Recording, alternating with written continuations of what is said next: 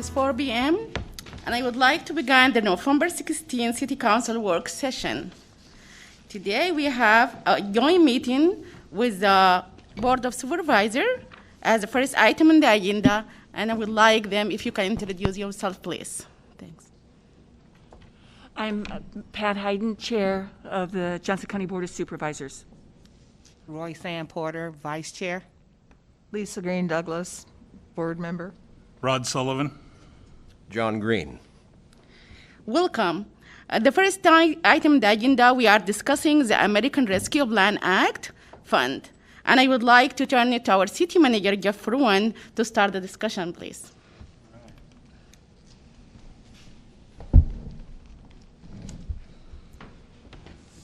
Thank you.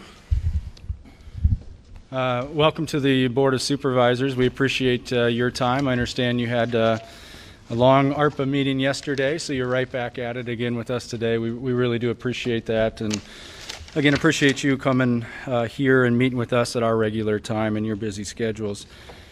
So the hope for the work session today is to begin to identify areas of collaboration now that the initial public input phases for both jurisdictions have been completed. I think both elected bodies have done some initial prioritization of funds, and we certainly want to see where we can identify areas of collaboration. So the staff at both the county and the city have shared some of the progress with each other, and we've bullet pointed up here some of the reoccurring themes that came up in both of the early deliberations from the elected bodies. There's a lot, the bottom line is there's a lot of opportunity to collaborate, which is really exciting, and I know as both the city and the county staff are eager to work together.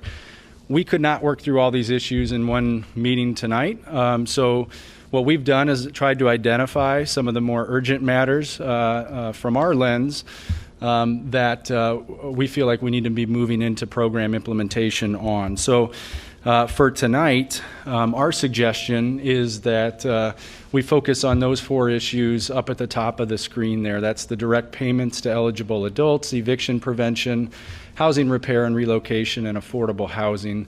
We hope we can have a little bit of discussion on each of those four items so that we can begin to move forward together or separately, depending on some of the deliberations tonight.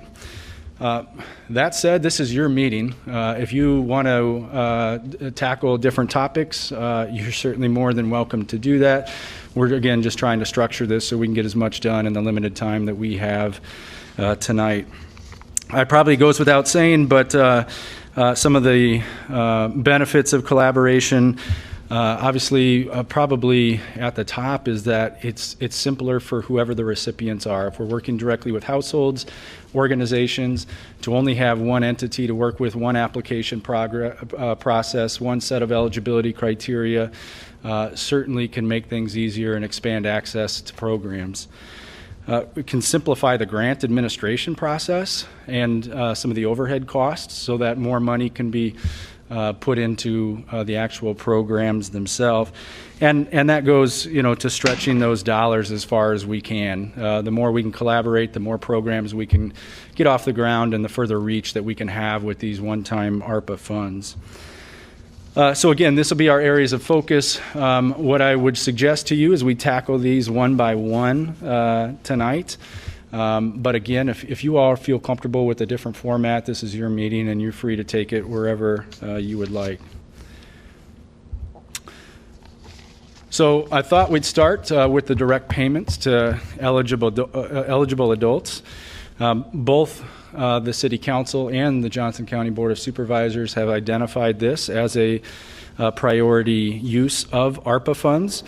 It's our understanding that the Board of Supervisors will begin some intent discussions on this program tomorrow at your work session. So I understand you don't have a hard proposal that you're working off at this time, but that those discussions will begin tomorrow.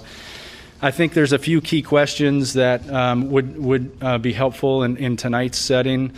And that's what the bottom part of this slide is, just something to kind of kick things off where we can find some agreement, and then I'm sure your conversation may take you some different ways. But the first question there is, whether there's agreement that one countywide program is really the best way to go, as opposed to the city doing one program and the county doing one program.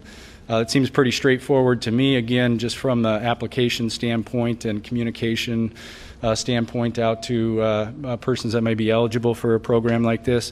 But that's the first point that we'd suggest that you try to come to a consensus on. And then, not knowing exactly how all the funding will be put together, assuming the county is going to do a program for all residents within the county, a discussion on what opportunities there may be for the city to supplement. So if Johnson County does not allocate enough funds and there's residents who otherwise would be eligible perhaps but cannot access it because of a limited county funding, can the city supplement that? Basically, how can we work with you to ensure that all of our residents can access any type of program that the county may launch? So obviously we've got county staff here, we've got city staff here. We're happy to try to talk you through any questions that you have, but I think I'll turn it back over to you, Mayor Pro Tem, and allow you to lead the discussion. Yeah, we can open the discussion now.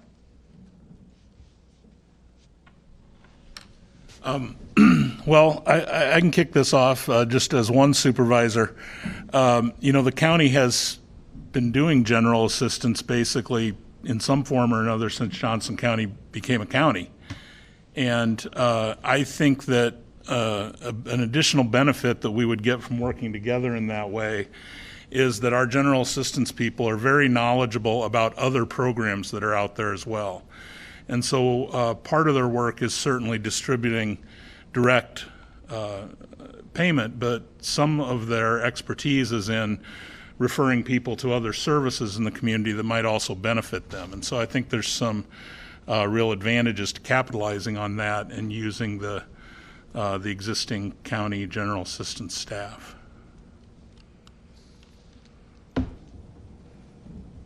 So does the county, when in its general assistance program, have the capacity to deal with people in different languages who don't all speak English? We currently have had one of our general assistant employees who has been actually working out of CWJ to work through the application process with people who are French speaking and Spanish speaking. So for that, yes, those two languages, but so far that's all, specifically for that program.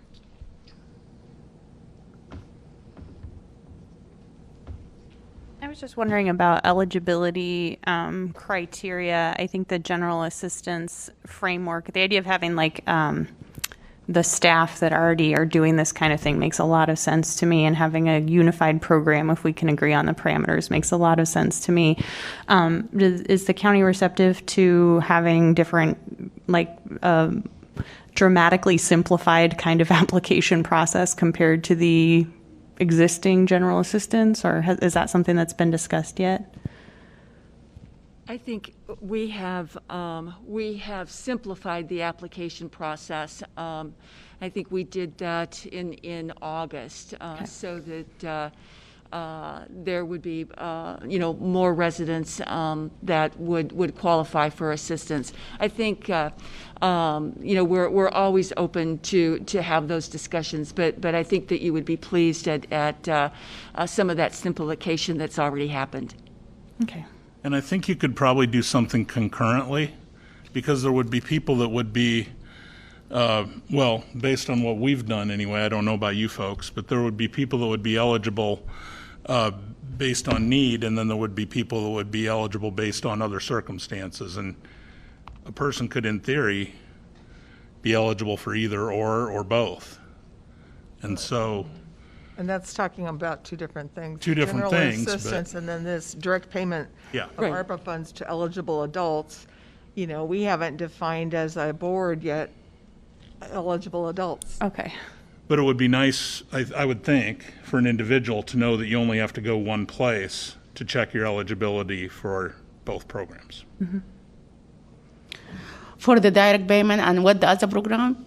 Well, the existing general assistance program. Oh, okay.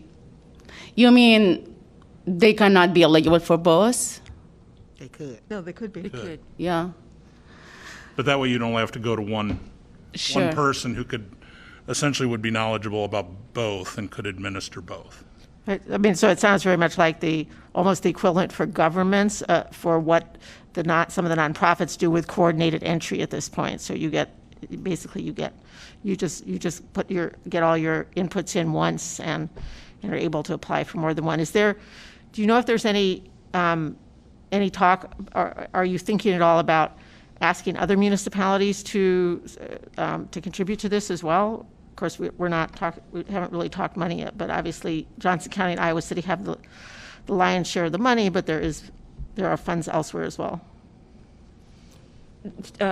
Johnson County staff who are in the audience, they have done a great job of reaching out to the other municipalities and have continuously reminded them and informed them that any type of collaboration that they'd like to do, we certainly would be interested in that conversation. I don't believe at this point, we are obviously collaborating with Iowa City and are so pleased to be here. But at this point, we are not talking about reaching out to the other municipalities going forward. But always open to the conversation. My question is, I know like a general assistant office, and in the beginning, will be a lot of people like rushing to apply. Are you going to be just opening to the public for them just to come and apply? Or this is going to be by appointment, or do you guys on that kind of stage of things, or not yet? So I think we're talking about two very specific things. The general assistance, which certainly has been a county program forever, and again, that's what I was referring to. And as far as simplifying the application process and the requirements, as far as payment to essential workers, we are just working through that process now as far as eligibility, application process, how we're going to move forward. So we don't have any specifics on that, but again, we'll start that discussion probably tomorrow at a work session. Sure. I think so. I'm personally interested. I don't know the other council, but we are interested in knowing, is the county gonna solely do the program for the adult eligible for payment, and if after that, if some for example, you assign certain amount of money, and if you run out, the city will put some, or yes, I would like to know if you thought about that. And we certainly will share those details once we have those at hand to share. Okay. Just to add to what Pat has said, we have a whole series of points for consideration that the ARPA leadership team has been working through that we need to bring to the full board and say, these are things that we need to decide on. And that's going to happen tomorrow. So we've got a little bit of a timing issue here that makes a full discussion of this kind of challenging because we haven't, as a board, pinpointed some of those details that would make this discussion a little easier. Yeah. I think that's very clear, Supervisor Douglas, but I think a discussion amongst us would be helpful to you too, so that you have some points to consider in your meeting tomorrow, so that you kind of plan ahead. Very good. I would just like to say that being that we are doing a collaboration, what I see is since we already had somebody from our general assistance program working over at CWJ because of the languages, if not stating CWJ do the work, but if the city can place somebody and an employee and plus with one of our employees and people go over there, at least we would have the translation.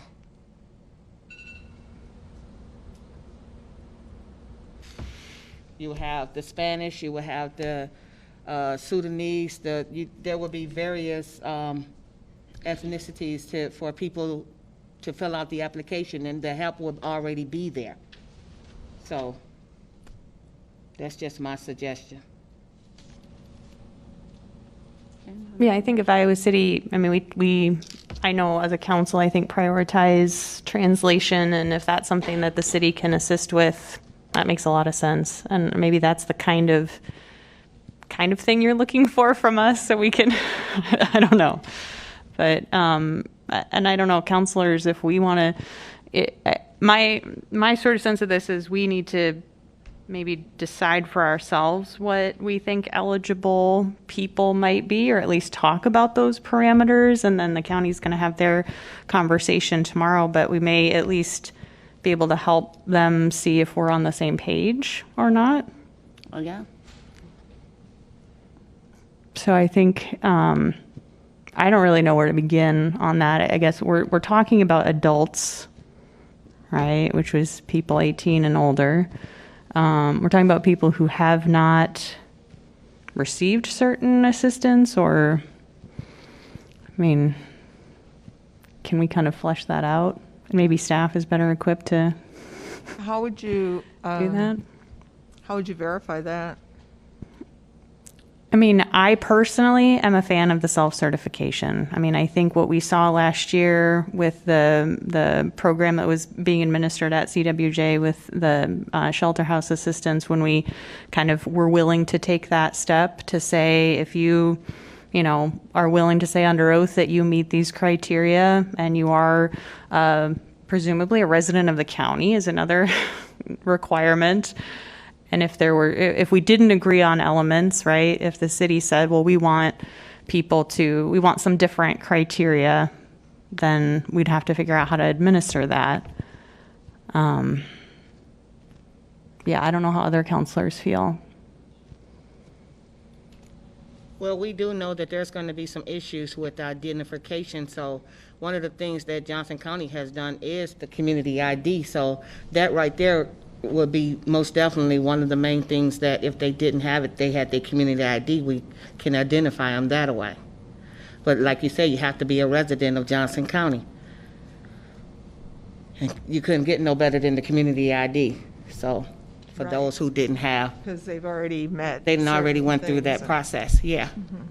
I mean, I think that's a huge advantage for this county to have done that program and have that ID out there. That's an enormous step up, because if they don't have other IDs, they can have that and that.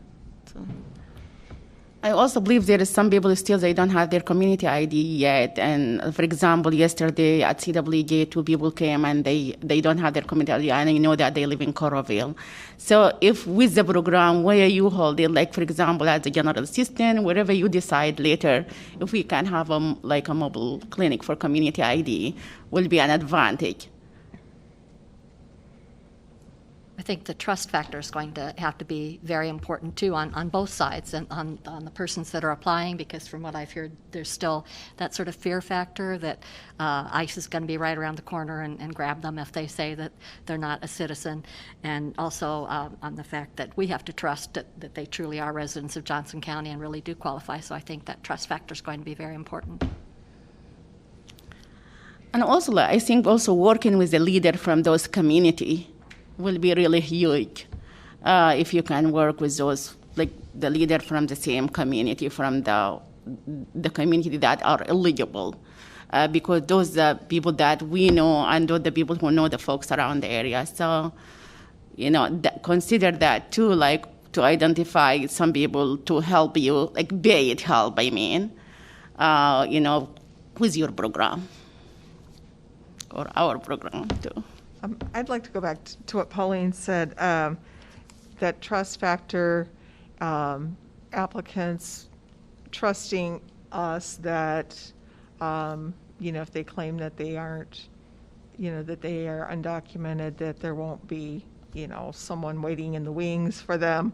The other end, though, of that, are simply trusting that they are residents, comes with a cost because of all of the compliance pieces that go with part of the U.S. Treasury guidelines and the compliance pieces that have to be there when you give money, we would have to know that they are residents somehow.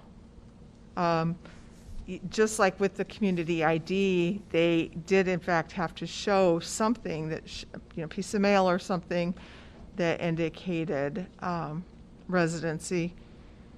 That it can't be, and Laura stated that residents of Johnson County, that would be one of the criteria.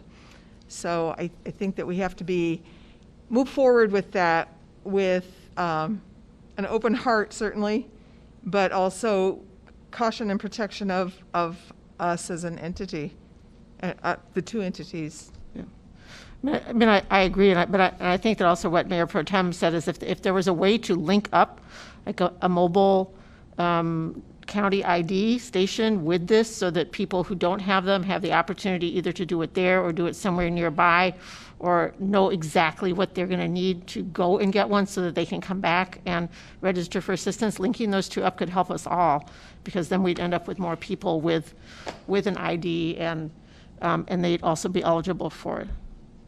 It's definitely got to be that way, because right now community ID is through appointment only. Mm-hmm. So that's not going to get people through fast. So right. And also there's a time lag from when you make the application to when you get it. So that would certainly be something for consideration to start doing now, some of those. Yep. So that prior to the application process for eligible adults to receive payments, if we had a community ID or several options for getting that. And far as transportation, some of them might not have transportation, so we can go into the mobile parks. We know where to go, those that can't make it, we can go to them. I think that's where it come. You should identify some leaders and hire them to help you doing that, because after you identify the programs, the people who are going to work on the programs, and if it can be not only at the general system, maybe, they can move around and do like a mobile one and identify from each community people who you trust that will point out the people who really are eligible for this and help you out, So you're suggesting they help out with the application process? I mean, like, it's going to be application anyway. Yes. I don't think nothing will be without application. Right. It will be like, that's what I'm envisioning. I don't know what the others say, but I'm envisioning it like application, simple questions. Yeah. And after that, not only do it like, for example, at the general assistant, where I don't go like move around, go like to like have a clinic, mobile clinic for that somewhere, and identify leaders to help you, because they're supposed to be like living on that place, or they know that place very well, so you can work with them.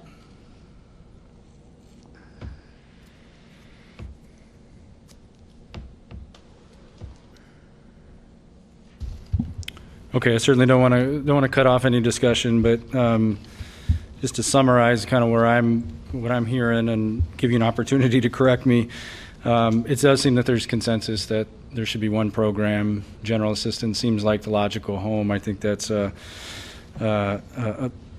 great place to start. The county's got a little bit of work to do tomorrow and probably the days and weeks following to try to put together a framework of a program.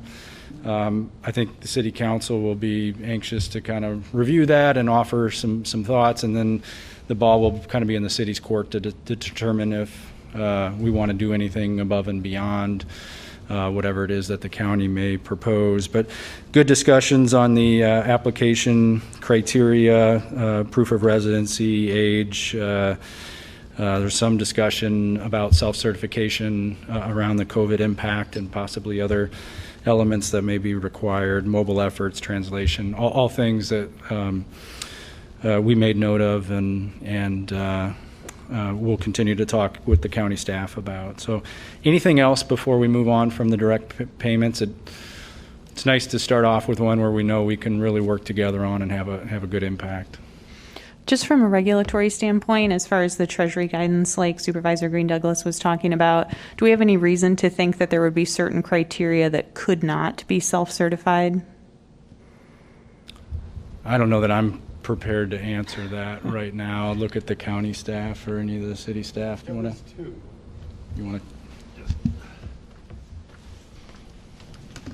Mike Hench, Executive Director, Board of Supervisors.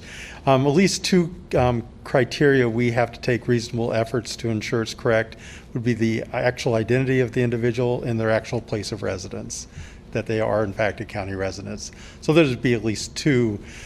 But of course, remember the decision making is constrained by all the United States Department of Treasury regulations in applicable Iowa State Code. So there's probably actually a series of decisions you can make within a range. And so that's just a thought to keep in mind. Thank you.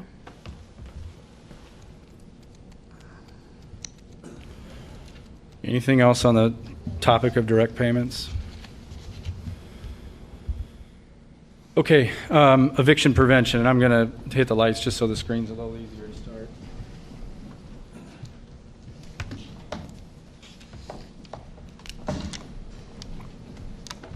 All right, the second topic that we are suggesting you tackle is eviction prevention. Again, showed up on both the county list and the city list. We already have some collaboration in the works on this front. Particularly with the partnership with Iowa Legal Aid and Shelter House at the courthouse. Iowa City has also done some additional eviction prevention work in the past year with both local and relief funds that we've received. I think it's safe to say that the programs that have been started in the last year are built really for the emergent situation. They're not really built for long-term administration. In other words, there wasn't a real push to really analyze the staffing needs and the resources. It was get the program stood up as fast as we can and let's help as many people as we can. We have an opportunity with these ARPA funds to do a longer term program. You know that the ARPA funds can extend use all the way into 25.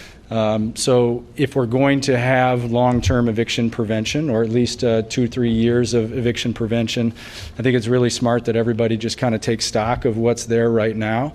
We have a good framework, but it may not be resourced for the long haul.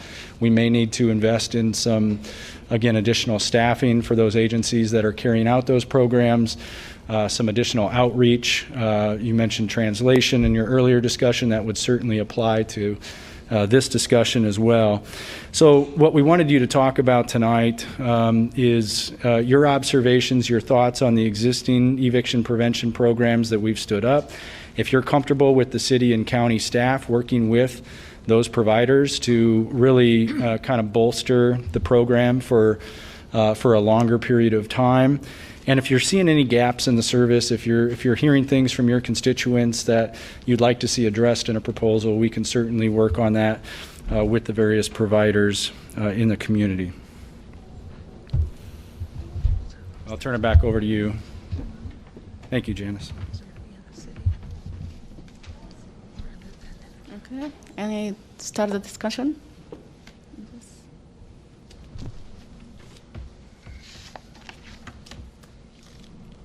I mean, I think it's worth the longer term investment. I think it's something we should do. I just have anecdotal experience from talking with some people who participated in the Iowa Legal Aid program that it seems to be very, very effective with that desk that they've had at the courthouse. That is the absolute, last step. However, it's not, I guess it is preventative technically, but it's not proactive. So I guess there's a question about the existing programs. Are there any categories of people who wouldn't be eligible that we might want to consider expanding for? Or, I guess I'm not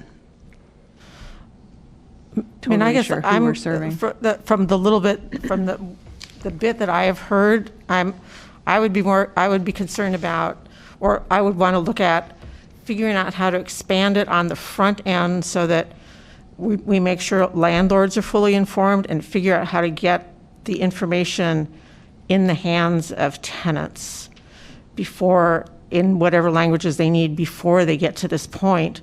So they know that if they get some kind of eviction notice, whether it's legal or not, they know what the resources are and where to find them.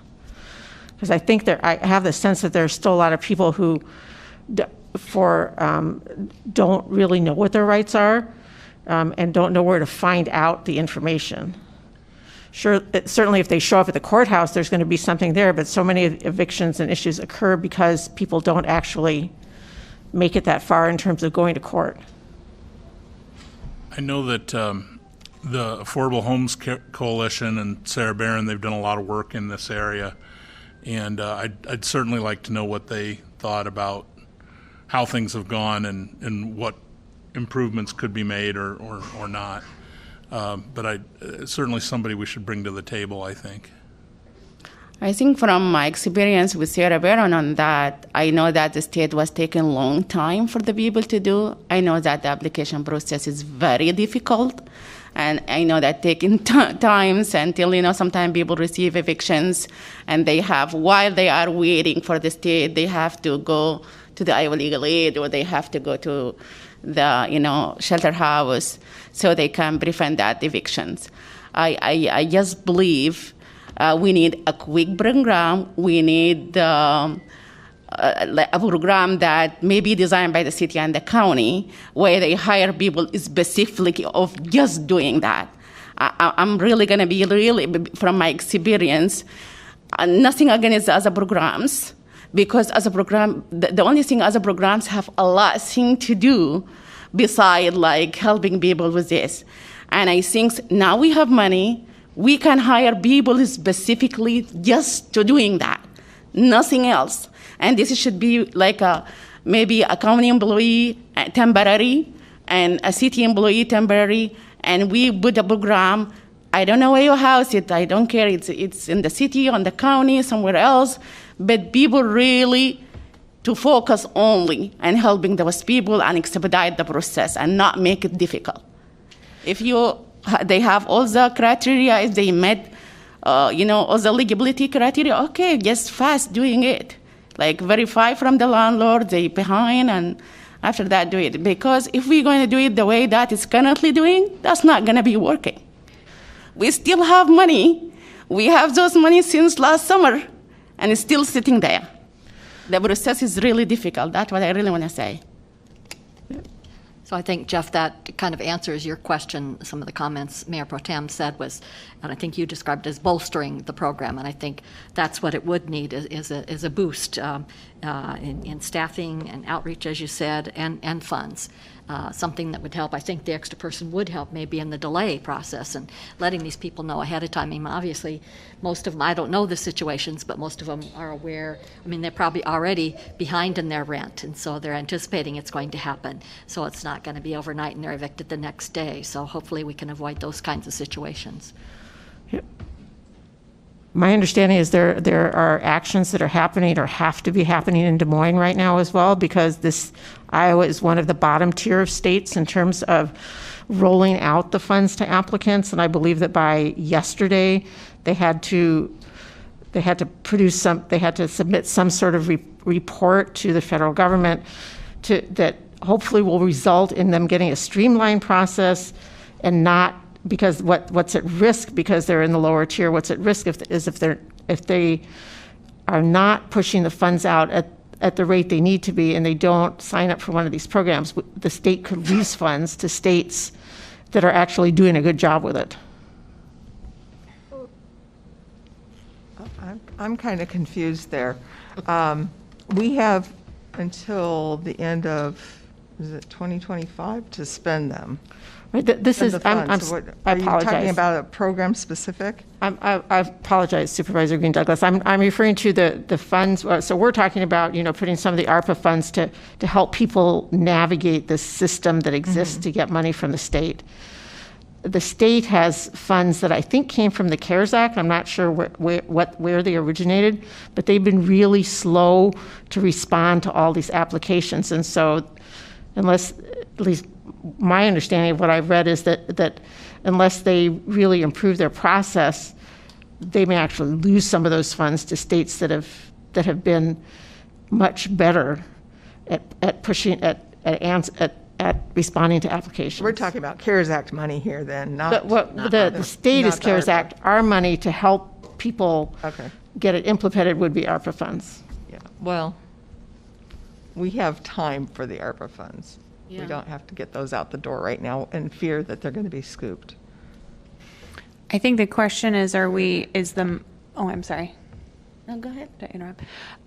I think maybe just a kind of a backup question that I have is, are we talking about our eviction prevention dollars are being spent on essentially people and outreach that are still facilitating those state programs? I think that's what Janice is referring to, that we could put some ARPA dollars towards helping, those who are eligible for the state program, make sure they're accessing those funds and exhausting those funds. And so maybe we just need to actually talk about, is there something other than that with eviction prevention that we're talking about? I wonder if we could frame it even as like housing stability rather than just eviction prevention.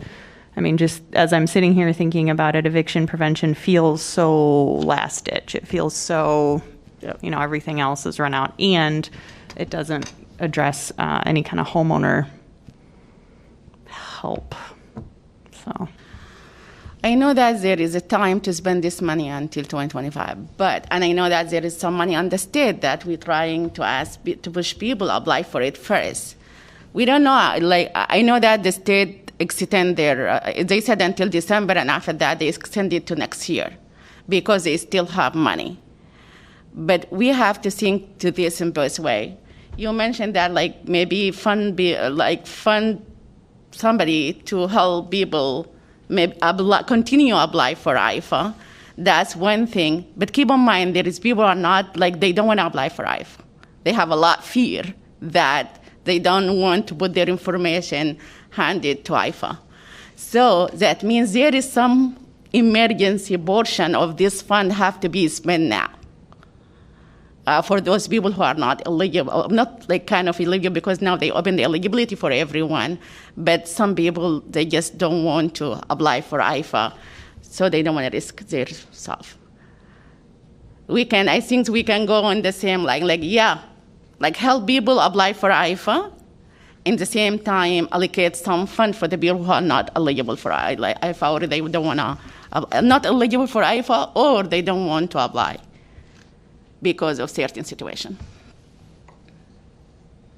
In a better world, I'd agree that it would make a lot of sense to use our much more limited ARPA allocation to help folks apply to IFA, but unless somebody has the ability to bring Director Debbie Durham to God, I think that agency is going to continue dragging its feet, and I think it would be a mistake for us to hope that the state is going to be a partner in good faith with us.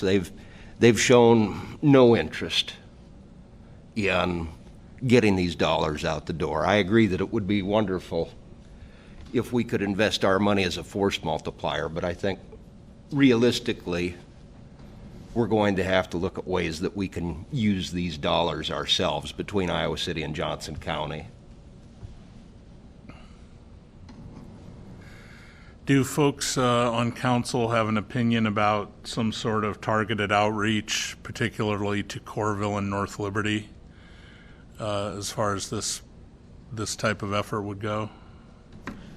I don't see why not.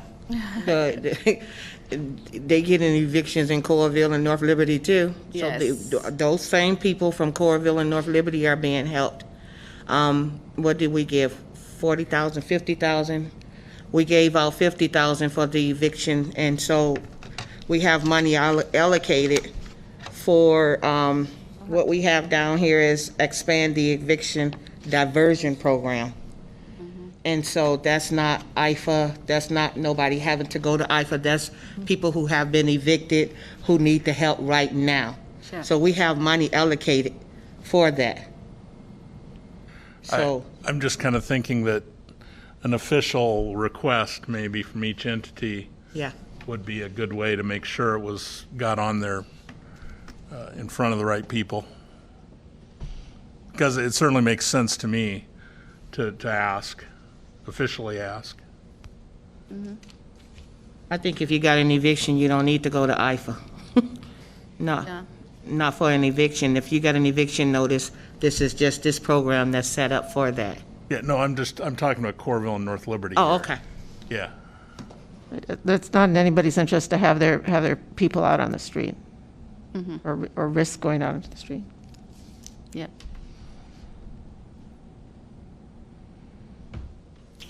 Any more discussion, or Jeff can walk us through the next one? Okay, well, I think we probably picked up enough as staff to where we're comfortable working on a proposal that we could bring to both entities. Certainly happy to engage Coralville and North Liberty with a formal request as well to see if they're interested in that. And I think we've got the flavor for what you're looking at there. Item 3 of 4 is housing repair and relocation. These are urgent housing matters where there's life safety issues. I know at the city level we heard a lot of this in our public input efforts. I presume the county did as well, since it showed up on your list. A couple of different things here, and I'm not really sure what areas of collaboration, but your discussion may help us identify that. For Iowa City, I think we have kind of a two-pronged kind of focus here. We know we have some emergent issues in one particular neighborhood. That's the Forest View neighborhood, where we probably have more relocation needs than repair needs, based on not only the condition of a lot of those homes, but the overall condition of the larger neighborhood and the infrastructure that supports it. So we're probably looking at a very focused program in Iowa City to assist the residents in the Forest View neighborhood, but we also know we have urgent housing needs throughout the city. So kind of what we're thinking at a city level is whether it's one program with a little bit of target towards Forest View, or actually two separate programs, that viewpoint. I think at the county level, if I understand correctly, you've been talking about aging in place repairs. You've been talking about healthy homes programs. We do have a healthy homes program in Iowa City. It may not exactly align with what your thoughts are, but again, if you have a discussion tonight about what you really see at the county level is the urgent or need that you want to address with these ARPA funds, I think at a staff level we'll be able to better identify whether there's some collaboration on repair and relocation programs, or it may be that it's just better suited, two different audiences, two different targets, to do them separate. So you see a couple of prompting questions there, but hopefully my intro helps. Really just want to hear the elected bodies talk about the housing needs that you're thinking of as these programs have risen to the top of your list.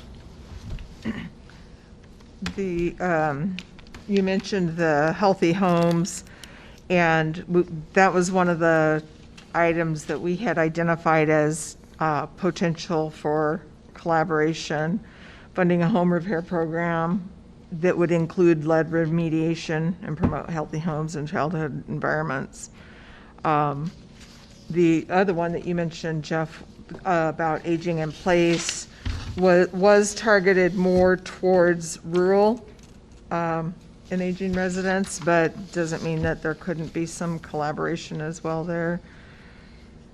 And that particular one, we would work with local organizations that already do that. Exactly. Yeah, there are a few that are, in fact, on that.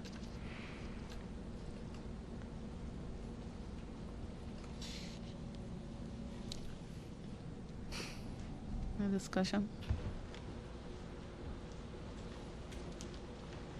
About the city council, is there any particular focus that you want us thinking about as we begin program implementation? Are we, from a staff standpoint, do you think we're looking at this correctly with an acute need really in one neighborhood, and then maybe a second tier of the program that would be citywide?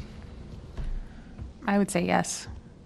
That Forest View kind of maybe as its own thing with the immediacy of that need. Forest View And seems Jeff, to be the most immediate. Yeah, Forest View is. I think Tracy Heitschuh has done an amazing job in the county and the city with the Healthy Homes Project, and I think she would be a good resource and be able to elaborate on that project, because that's been very helpful. And she's collaborated with, I think, the AmeriCorps folks and even the College of Nursing to do some home inspections and some health teaching. Just to clarify, you identified Forest View as needing largely relocation over repair? Yes. And then, because the ones I can think of anyway, some of the other mobile home parks are in definite need of repair. There are lots of them. I think there is many complaints for Breckenridge and also Regency, and as a county level, outside the city limits. So that's something maybe you can think of too. Right, but yes, the situation in Forest View is at a different level. Basically, it's very difficult to repair anything there anymore. And even the infrastructure is really bad over there. So It's very I critical. guess we reached the point that people need to relocate. It sounds to me, at least this preliminary discussion, that this may be something that we not collaborate on. It seems like our focus at this point anyway is rural and aging, and you have a very specific target. So again, that's, which absolutely is fine, but that's what I'm hearing right now. I think so. I mean, certainly to the extent that the relocation for Forest View Certainly. is a separate thing. Yeah, I wouldn't have the expectation that the county would be supporting that. But, with our staff collaborating and communicating, if we have kind of this second tier program and you all are doing, kind of what you develop, hopefully at least we can share information and see if there is any more opportunities for collaborating once those are a little more formulated. Sounds good. Yeah. The other thing I could see on the collaboration is perhaps the monetary amount, because especially mobile homes these days, if they're moving from one to another, are very expensive. And just giving them, $1,500 or whatever is not going to be a major help. So putting funds together would be helpful in that respect. About 4 years ago, they started talking about redeveloping in Forest View. I think you and I were on that together with some CWJ folks, and the developers who were, I don't know, are they still going to develop out there? Because they had said and promised that they would help with the relocation. I think that's really falling apart now. it seems to be a dead letter at this point with Okay. serious financial issues. Yeah. Okay, because they did relocate that one family that we Right. worked with. And yeah. Okay, well, I tend to agree with the sentiment there raised by Supervisor Hayden and others, that this is probably one where we have distinct interests and maybe better pursued separate, so thank you for that. Last topic I know has been tops on both elected bodies' agendas for many years. Obviously, we have a huge opportunity to accelerate some affordable housing projects, and we thought just an initial conversation here would help. Obviously, we have some time with the ARPA framework to make some decisions, but a couple of things that I wanted to bring up. For the last couple of years on and off, there's been a little bit of discussion about the county property at 821 South Clinton and the potential opportunity to partner city county on a project that could feature any number of uses, but really focused on public benefit. So we've got listed here some ideas that have come up: childcare, could be government office space, permanent affordable housing. That's something that I saw showed up on the county list that it looks like you're going to be actively pursuing with some ARPA funds. We'd love to have that discussion to see how we might be able to partner with you on that development. I know you've extended that opportunity to us in the past, and we appreciate that. But as you ramp up, just kind of knowing how you're going to tackle that and whether there's a role for us to play in the coming months is good. And then we're both contributors to the Housing Trust Fund of Johnson County. We've seen proposals come in from the Affordable Housing Coalition through this process to supplement our funding to that entity to help pursue affordable housing not only in the city but throughout the county. So those are a couple of things that we wanted to prompt you with today. You may have other ideas outside of those two, certainly on affordable housing projects. I know we've had lots of ideas floated at the city, from community land trusts to active acquisition of new sites to pursue permanent affordable housing. So by no means am I suggesting these are the only two options, but thought that those are two areas that either we're actively partnering on in the case of the Housing Trust Fund, or that we've discussed partnering on with your county-owned property on Clinton Street. So I'll take it from there. Maybe turn it back over to you, and if we could hear from the county just kind of some of your thought process on your 821 property, that might be helpful to start us off. There were a few times when we had met together regarding that property, and then we kind of put the brakes on for a while for a number of reasons. Part of it, there's rumor that the city is going to be reconfiguring the streets there, and that really would, be helpful to know how that was going to be done before any kind of project takes place there. The county has also been, has had multiple meetings with the owner of the other part of that property to the west in order to try to reconfigure both owners' properties so that it would be a little bit more of a buildable lot and for us to get some street front, and there were some problems there. Maybe that's somewhere where you guys would have more luck than us. Just getting us some street front there to work with. And yeah, I thought that at one point too, we did kind of leave it in the staff's hands to look for ways of developing that. So I thought that's where we were on it. Did I miss something? Well, I think we can figure out mechanics in terms of how to move forward. I think hearing kind of some of the thoughts, ideas, and visions for that space might help us identify exactly how best to pursue that for childcare, certainly affordable housing from a city standpoint. We've got, you're in the riverfront crossing zone, so as this moves from a public designation to potentially a private, if you ultimately seek a private partner, there's an opportunity to build up quite a bit from what's there too. So I think we can explore all those options. Just want to confirm that it appears the county is moving forward with those discussions at this point, and looking at some ARPA funds maybe to jumpstart things. I think it does make sense because it's county property, but right in the city limits, for it to be a great opportunity for some sort of collaboration. The talks that I was involved in were considering the bottom part, as you mentioned here.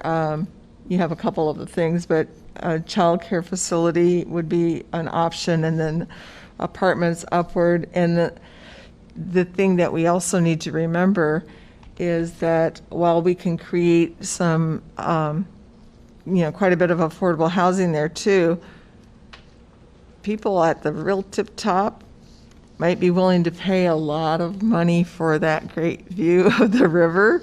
And so that can be another consideration, to have it just a multi-layered in terms of folks that would live there potentially. We're talking about affordable housing, right? I think Both. mix. What I'm saying, mix it income so that houses there will be great. So I really don't like to see like affordable housing by itself. So like people point it as low income housing.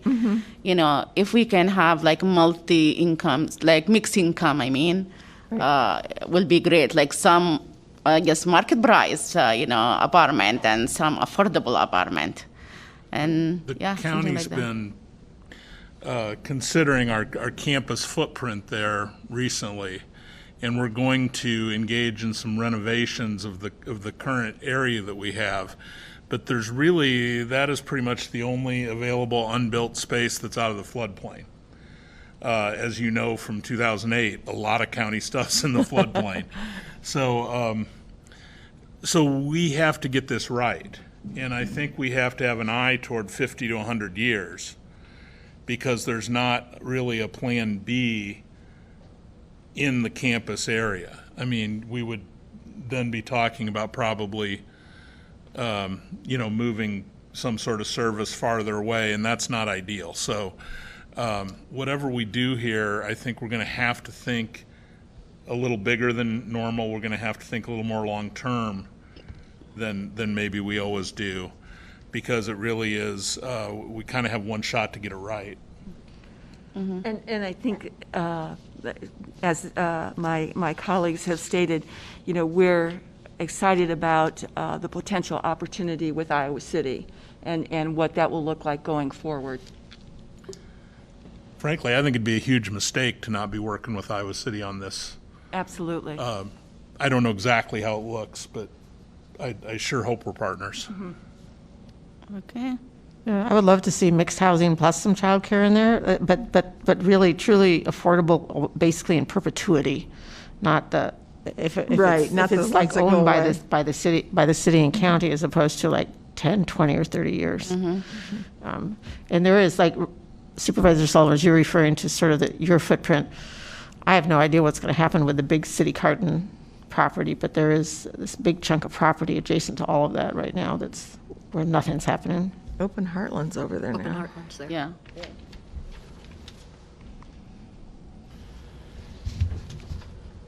Well, we'll certainly continue to engage the county on that. I think there's a lot of great potential there, and like we said, we've got some time with the ARPA funds. We can work to get that right and make sure that your space needs studies fully considered and that sort of thing. What about other affordable housing efforts? I mentioned the trust fund here. Have either the council members or board of supervisors, is there anything else that you really want your staff to be looking at right now to kind of get jump started on that larger priority with the ARPA funds? We did have one other thing in our list. For those of you that have been around long enough, the county many years ago purchased a row of houses across the street from the jail.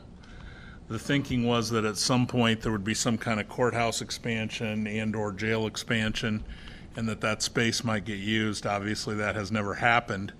The county still owns those houses, and they have been they've been rentals.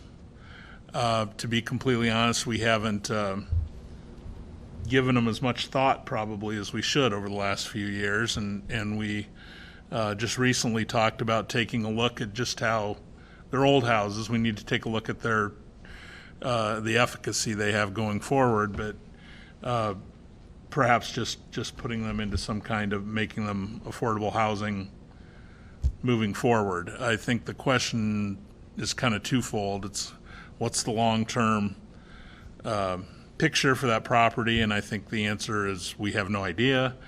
And then, how good are the houses? Are they worth putting people in?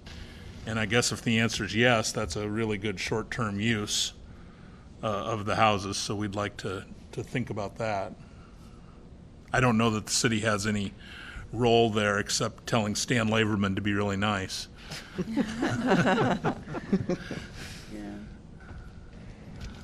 And two, also, we also have on here to provide discounted fares for low-income individuals utilizing public transit. So that's transportation, that's one that we have allocated money to that, and we would like you to partner with us because Iowa City Transit.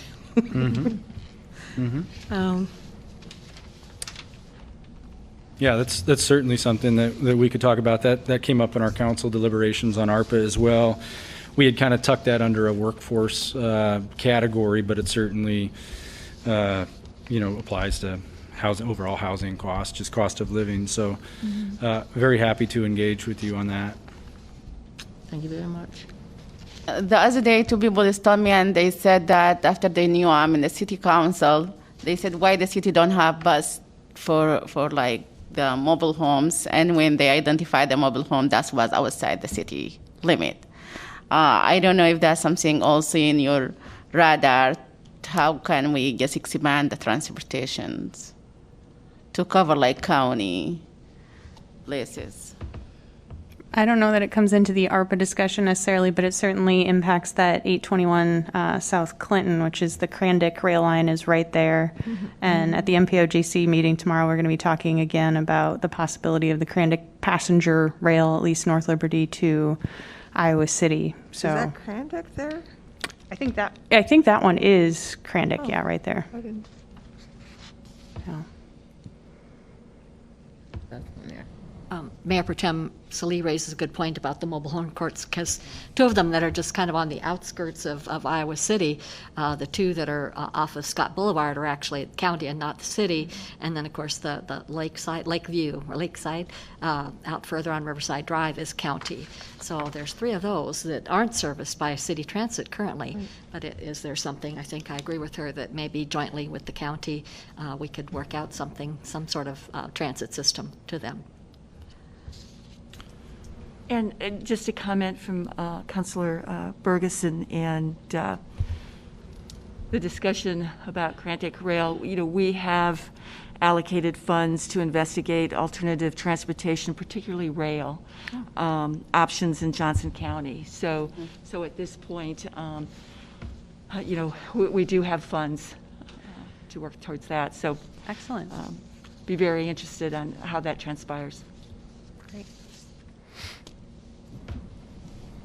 I think that transportation is really a huge thing. And when we did our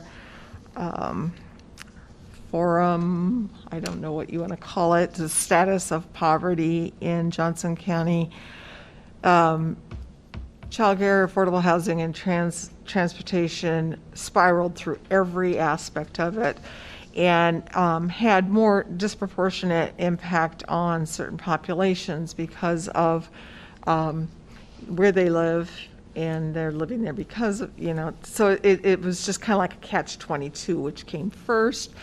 But transportation type things they need to originate within a city and expand outward. And when they do that, then, we have to provide paratransit wherever you have a fixed route.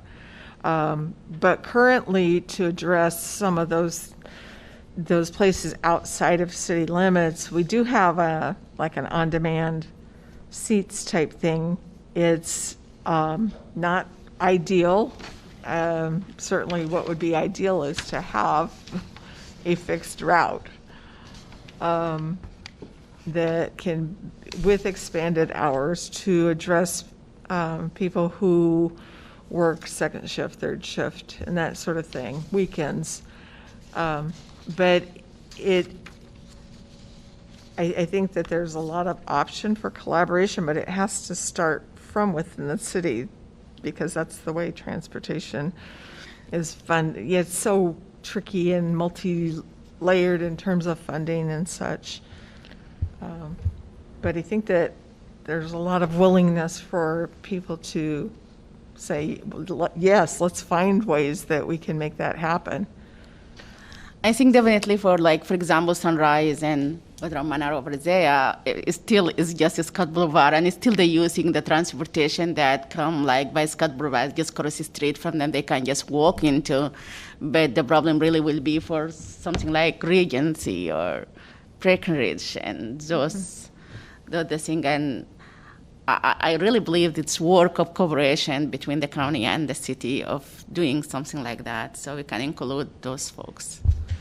So at the risk of mixing apples with oranges, Jeff, do we have any sense how much public transit money is likely to come from the infrastructure bill that was just signed No, those details are still kind of filtering out right now. A lot of it will be targeted towards infrastructure and fleet needs. So you're going to see a lot of bus replacement dollars, and then in our selfish hope, hopefully facility dollars come through. There are some formula funding opportunities that could impact operations, but it's a little too early to tell what they might produce.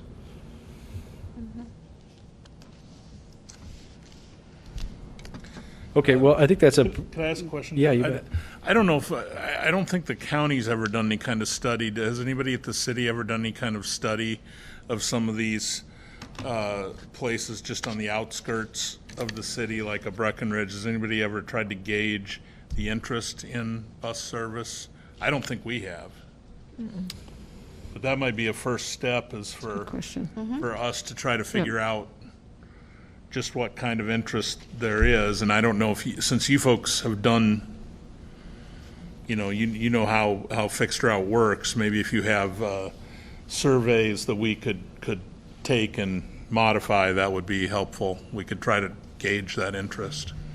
Laura, you said you're on MPO? We are.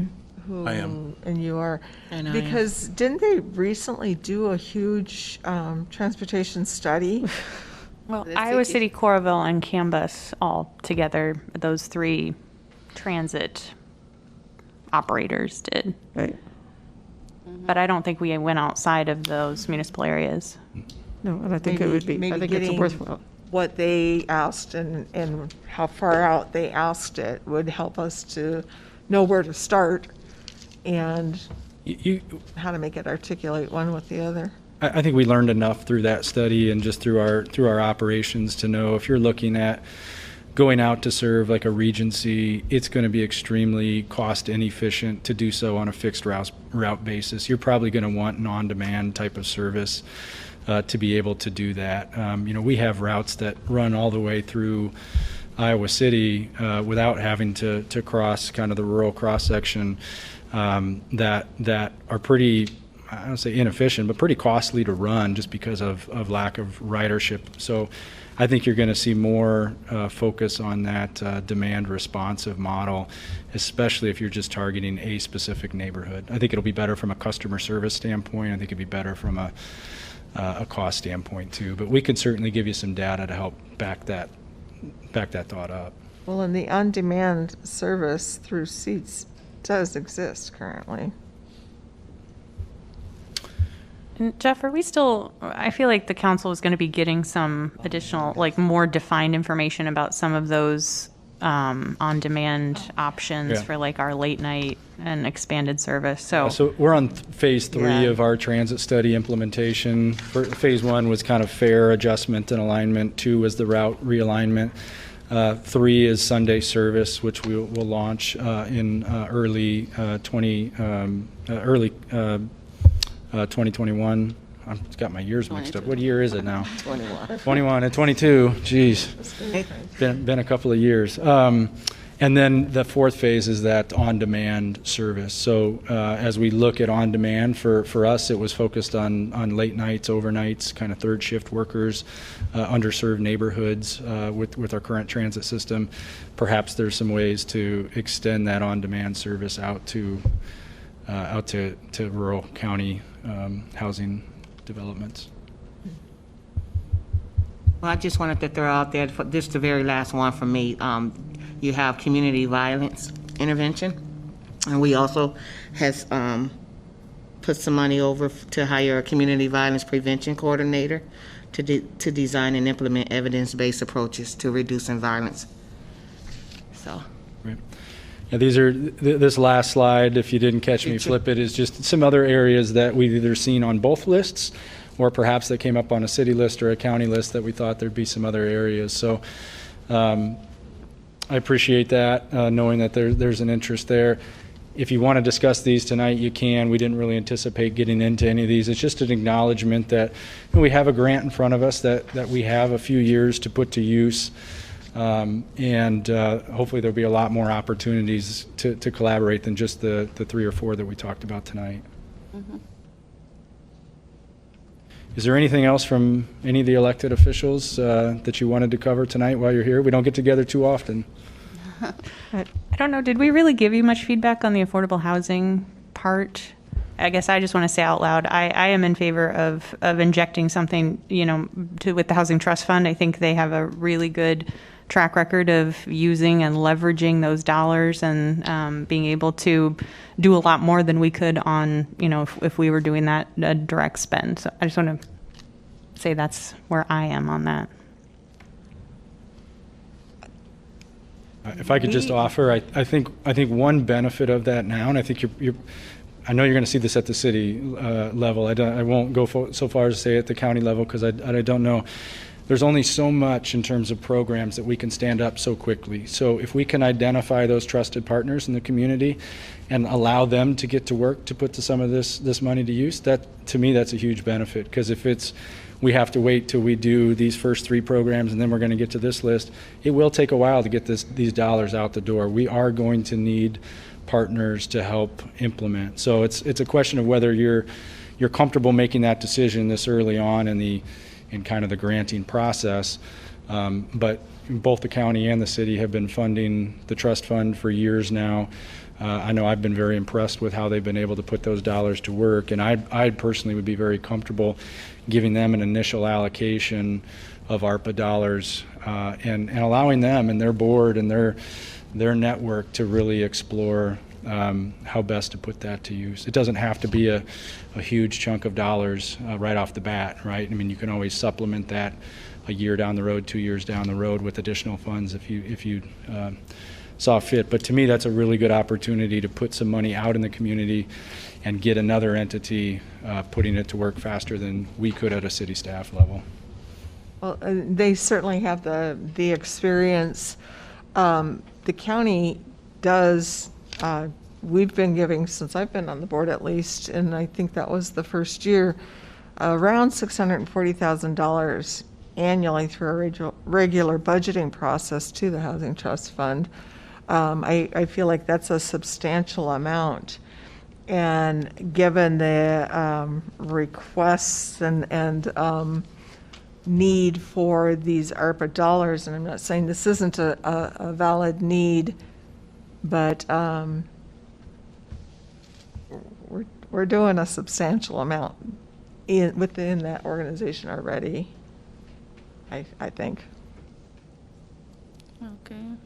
And I too just want to state that a 1-bedroom for $945 is not affordable housing to me. I will continue to say it. I will continue to push it. A 1-bedroom for $945 is not affordable housing. Nope. Yep. Would agree with you, Supervisor Porter. The one thing that I'd add is sort of looking at, I think we'll know within the next month and a half whether Build Back Better will pass.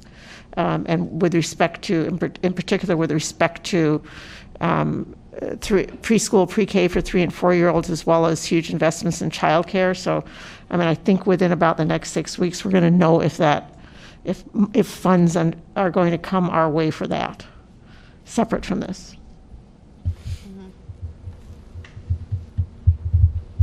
Okay. Anyone else? We appreciate the invitation to be here tonight and really look forward to collaborating and partnering on these programs and projects that are appropriate. So thanks again. Thank you so much for coming in, and we're going to continue coverage with each other for the benefit of the Johnson County residents. Yeah. Thank you for your time and good luck tomorrow. Thank you. All right, so Mayor Pro Tem, I might suggest we just take 5-10 minute break in the work session and then come back if that's okay with you. Sure. Yeah, we can do that. 5-minute break then. Okay, we're going to go to second item on the work session agenda, which is classification of agenda item. I see here we have item number 5F on the agenda, CBRB minute, the budget recommendation. Jeff, do you want us to do any kind of action here? No, I just wanted to make you aware. Sometimes it's the meeting minutes can get buried in these packets, but the CPRB did forward you a budget recommendation. Staff's intention is to place that in the budget. It is $6,600, so a very small request for outreach to promote their services to the public through a variety of different means. So you can take a look at those minutes and see how they plan to use those. They did not have enough information on the social worker idea. If you remember, they wanted to make available a social worker for folks that file a complaint, and they still need a little bit of time to do that. You know, we're putting together the budget now, so we'll incorporate the outreach budget, and once they forward you that proposal, my guess is it'll be several months from now. If you want to amend the budget to include that, we'll certainly work with you to be able to do that. So that was it. I want to call your attention to that item. And then also the 3 items pertaining to the development on IWV Road, Melrose. We did get a request from the applicant to defer to the next meeting. So I would go ahead and suggest when that item comes up that you defer. That's certainly your call. You don't have to, but we did get that request just prior to the meeting. Sure. Okay. About the CBRB, any discussion or you guys agree? Okay. Yeah. Then we can move to the information package discussion, and we will start with October 21 information package. Does anyone have anything for October 21st information package?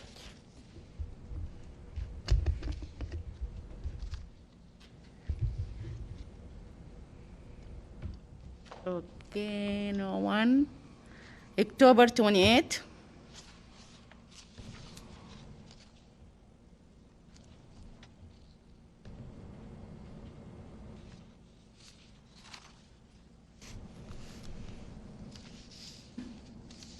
Okay, November 10th. November 4th? Sorry, November 4th. My bad, I have them upside down. I did want to just mention. Can't hear you, John. Sorry? I can't hear you, Okay. sorry. I wanted to mention the memo from the police chief, IP2, on the St. Ambrose traffic study. So we're seeing kind of modest improvement in some respects in terms of the disproportional contact. One thing, though, I wanted to comment on was the mapping of where the traffic stops occur. It's pretty not shocking, but stunning to kind of see how it's concentrated. If you were to take the downtown square mile area and then directly north and directly south of that area and combine them, over 50% of the traffic stops occur in those 3 square miles. And so I found that kind of interesting. I know that we've been, the focus of this study was on the disproportionate contact, but I've certainly been interested in the question of traffic stops and what, if anything, can be done to try to reduce the number of traffic stops, especially by implementing a program where we would try to ensure that traffic, at least from a standpoint of traffic safety, better self-regulate. And what I found interesting was, insofar as if we were to consider such a program, over 50% of them are just in that 3 square mile area. So it would be possible to concentrate our efforts. This is not, traffic stops are not equally distributed throughout Iowa City. So there's an opportunity to do kind of a focused analysis of what's actually going on. Why is it that so many traffic stops are concentrated in those very specific areas?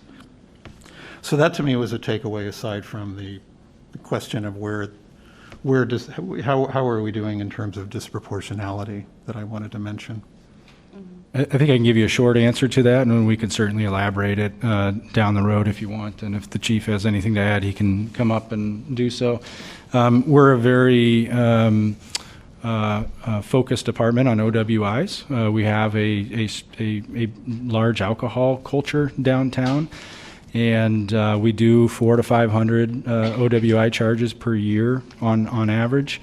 That's a significant amount. I think if we compared ourselves to other agencies, we do a lot more OWI stops in a given year than most comparable agencies. And certainly with the concentration of alcohol establishments downtown, that's why you're seeing a lot of that. I would venture to guess, I don't have the numbers right in front of me on the report, but probably if you broke that down further, you'd see a high majority of those at night as well. Is that Yes, accurate? Chief Liston, Iowa City Police Department. I would just echo that. Most of our traffic stops are at night, and that is for the reason that the city manager just mentioned. And most of the traffic, certainly at night, are in those areas. That's where the establishments that are open. There are not many people driving around neighborhoods at night, so that's just where the traffic is certainly going to be where the traffic stops occur. But I agree with you. There are certain things that we can do, that you all can do. You've done it before on certain roads that do impact that. And I've seen it myself from living here 20 years ago and then coming back and seeing how the roads are different and notice how that does impact traffic flow. Right. So, yeah, I kind of thought that certainly would be a contributing factor. But nevertheless, I mean, if we are concerned with those who are driving under the influence, their driving behavior then becomes a concern. Aside from the arrest of those drivers, there are many that would not be arrested who are driving under the influence. And if the road conditions are such that they do promote high speeds and volume, the chances of a collision, which is, again, I think, well, one thing I didn't mention was if we were to overlay, if we had more precise information of where these stops were taking place to try to understand to what degree are they, how do they overlay with regard to where the collisions occurred, where we have incidents of car on car, pedestrian, bicycle, collisions with vehicles, and try to identify that as well. So it's where is it critical that we improve not only safety and disproportionality, but quality of life and the experience in these areas. Because if it's if it is where we're seeing a disproportional behavioral factor, that too is something that would be of a concern to me. And if it's resulting in not only higher arrests but higher collisions and so on, I think that's something that could be looked at. I know the report had a recommendation that we were going to get the exact, or that we should get the exact sort of coordinates of these stops. Is that something we will be able to implement? Yes, we currently do. With the systems that we have in the vehicles, it gives exact latitude and longitude through GPS. We do. And so we can correlate that, and so the going Absolutely, forward yep. data? Yes. Excellent. Thank you. Anything else for November 4th? No. Okay, last one, November 10th.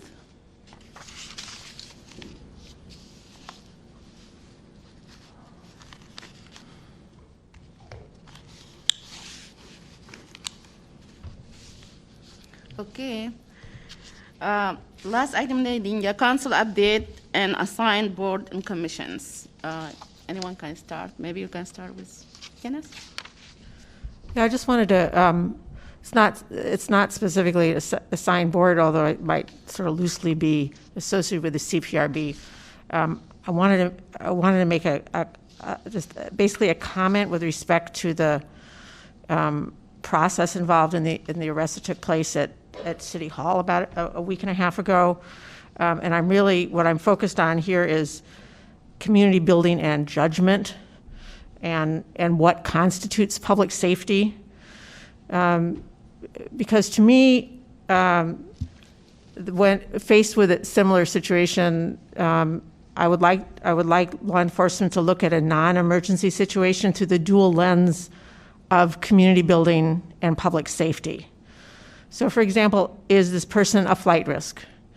If the answer is no, then you move on. Is there any danger of violence? If the answer is no, you move on. Is there any way we can do this that we will be respectful of this person and the process and not be disruptive or have a chilling effect on others? I think quite often the answer is yes. So for example, can we simply tell this person, hello, you may not be aware of it, but this particular issue is out there and you should go take care of it as soon as possible? I mean, yes, we could. So truly in the interest of our community and in building community policing, I think it's really necessary that people that police and other law enforcement be as aware as possible of what is going on in the community, be aware of the optics, assuming there's not an emergency situation or some threat of violence or somebody fleeing, and they need to think about building relationships as well. So my bottom line is I'd really like to see them think about what's truly in the interest of public safety and moving the process forward, including community building. And when there's no emergency there, it strikes me that there ought to be the time and capacity to do that. So I would really like to see improvement in that going forward. Pauline? Mayor Pro Tem Salee and I sit on the Council Rules Committee, and as you saw in item 7D on the consent agenda, we recommended approval of the proposed amendment changes to the Board of Adjustments procedural rules, and that was expanding public notification, and we saw that many times in some of our planning and zoning questions. People questioned whether it was still 300 feet, and for the Board of Adjustment, we did accept that 500 feet is more acceptable to do that, and it's not prohibited by law. Also, that the chair, which it seemed odd, to allow the chair to move or second motions. Apparently, they're just one of a few, maybe one other CPRB or so that's not allowed, but the chair allowed to second motions. And also for multifamily units, we'd seen that with some of our notifications where it goes to the owner of the multifamily complex, and so the residents aren't aware of these changes, and they would be more aware than someone perhaps who doesn't even live in the area. So that was another very positive change that we approved of. Okay. John? The Iowa City Area Development Group, ICAD, had their annual meeting a couple of weeks back, and they are continuing to work with the Project Better Together 2030 larger community visioning that is happening. So hopefully people have heard about that and continue to kind of keep an eye on it, keep a pulse on it as they're moving into additional kind of engagement after a big community event that happened in October. Again, that's not just an ICAD initiative, but they are part of it. Is this fucking it? Are you not going to talk about how the city government is targeting the TRC? Is this all? I mean, Janice, you're complaining about optics. Why aren't more of you talking about the ways that ICPD, Sheep Listen, are targeting their political opponents? I don't have any things to report on, but I really want to echo what Council Weiner said. I just believe that it was unfortunate what happened the way it happened. And besides building community, this is really are not building the trust among BIPOC community. Each time we say, oh, we are really starting building that kind of trust, incident, like someone as Aston will come up and really break that trust again and give the sense for the BIPOC community that, this is not going nowhere. I think we need, as a city, to really look closely on this, especially as a police department. I hope this will be an eye-opening for many things that happening there and continue to happen to certain people in the community. The discussion for this is not like, I don't think now this is the time for it, but it have to be It just have to be like some another time to discuss this because we don't have that item on the agenda. Okay. Come up your thing and say he's out of order. It's a commission. Please. It's right here. You can ask him about how his officers. Okay, now I guess if nobody else have anything, we're gonna adjourn this meeting. This is fucking bullshit. Anything else? Okay, meeting adjourned.